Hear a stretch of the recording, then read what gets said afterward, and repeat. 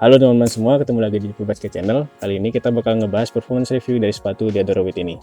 Ternyata banyak ya yang penasaran sama sepatu Diadora With ini.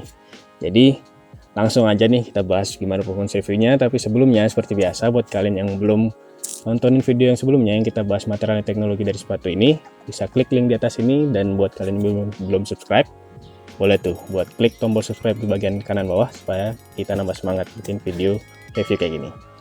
Oke, langsung aja ya, kita mulai dari traksi. Jadi untuk traksinya ini menurut kita gigit banget sih teman-teman. Untuk di lapangan indoor ini gigit, bekerja dengan baik. Terus untuk di lapangan outdoor ada sedikit penurunan tapi nggak yang jauh beda sih.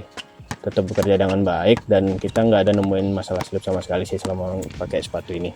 Nggak tahu kenapa ya, kalau ngelihat pola wavy pattern yang modelan kayak gini, kita sering mikirnya nggak bakal ngecewain sih pola yang modelan kayak gini. Walaupun ini nggak segigit sepatu Aztec Drake tuh, itu kan gigit banget, parah tuh kan gigitnya. Tapi buat di range harga 500 ribuan, di bawah 500 ribuan, kita berani bilang ini salah satu yang terbaik sih traksinya. Jadi buat yang punya gaya main lincah, yang sering manuver, sering stop and go, itu traksi yang modelan gini masih bisa lah nge-cover gaya main kalian. Terus pola traksi dari sepatu ini tuh ternyata nggak gampang angkat debu teman-teman, jadi masih aman lah buat dipakai di lapangan yang agak debuan dikit tanpa perlu rajin di wipe off gitu. Dan kalau ngomongin durabilitas rubbernya, ini menurut kita tipe yang kuat ya, karena ini udah kita pakai di 3 kali indoor dan 3 kali outdoor kalau nggak salah. Ini tuh kondisinya masih begini nih, masih tebal-tebal gini, jadi kayaknya bisa bertahan lama lah rubber dari sepatu ini. Dan buat kalian yang sering tanya tuh, bercet nggak bang? Nah ini nih kebetulan rubbernya nggak konsisten sih, kalau kita inget-inget tuh kadang ada dicitnya, kadang enggak gitu. Jadi ya masih lumayan lah, masih sering ada dicitnya gitu. Terus kalau ngomongin heel to toe transitionnya, ini menurut kita agak sedikit flat ya, terutama di bagian belakang sini teman-teman. Tapi waktu cushionnya udah lebih break-in dan material uppernya ini kan agak lentur gitu, uppernya kan lentur banget ya, jadi agak mendingan sih, jadi cukup smooth gitu sih transisinya.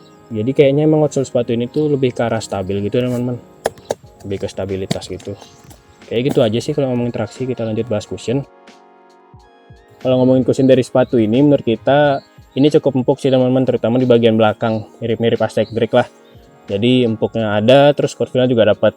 Ya buat di range harga 500, di bawah 500 ribuan, menurut kita setup cushion yang modelan kayak gini udah cukup lah ya. Paling enggak nggak ngebuat lutut berasa nyut-nyutan gitu lah kalau habis pakai sepatu ini. Dan ini kan cushion dari sepatu ini tuh berasa stabil gitu teman-teman, ditambah lagi dengan material upper yang berasa ringan. Jadi menurut kita buat yang suka gaya mainnya lompat-lompat gitu, kayaknya kalian bakal suka nih pakai sepatu ini.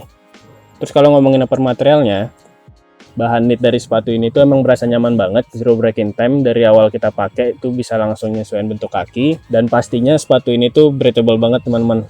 Jadi nggak gampang keringetan nih kalau pakai sepatu ini.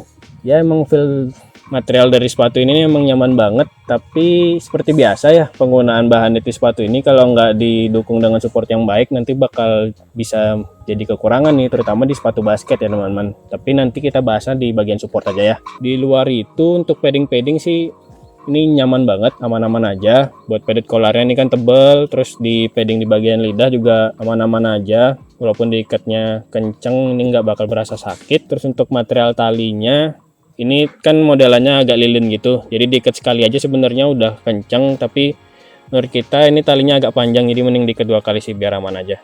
Kalau lanjut bahas fit, biasanya di Nike kita ngambil size 45, buat di Diadora With ini kita ngambilnya size 44. Udah nggak aneh lah ya kalau sepatu Diadora tuh biasanya ngambilnya agak turun 1 atau 2 size gitu.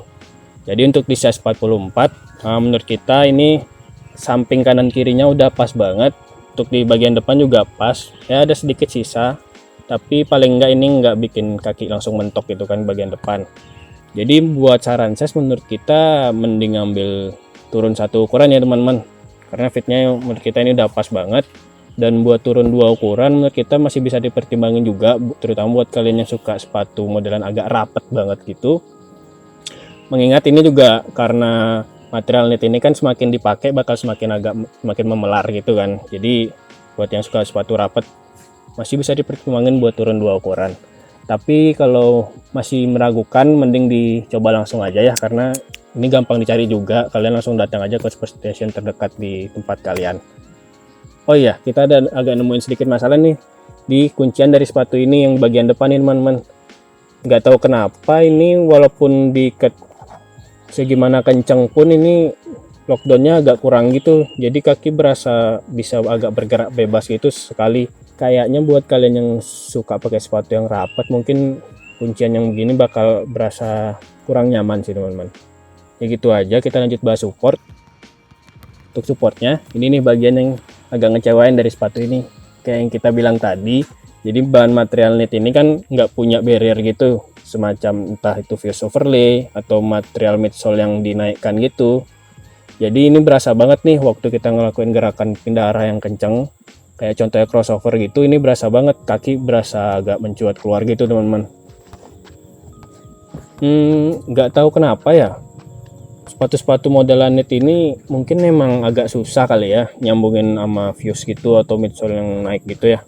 Ini kejadian juga nih kayak sepatunya Blur Bro kemarin kan yang BB3 itu kan pakai knit juga, itu sama juga nih, nggak ada fuse-nya, nggak ada midsole yang naik itu. Jadi mungkin emang agak susah ya maduin bahan-bahan yang kayak gitu. Masalah yang kayak gini mungkin nggak terlalu masalah sih buat kalian yang gaya mainnya nggak terlalu banyak pindah arah gitu, yang lebih banyak diem di tempat.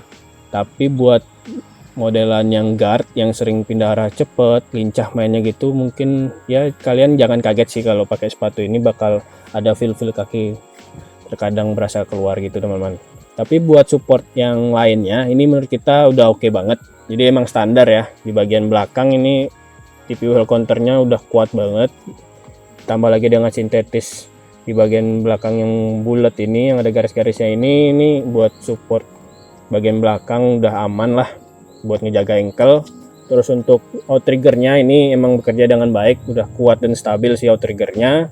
Paling yang kurang cuman ini nih, ini nggak ada torsional supportnya, ya standar lah ya untuk sepatu basket di bawah range harga 500 ribuan, biasa banget nggak pakai torsional support, nggak pakai plat gitu.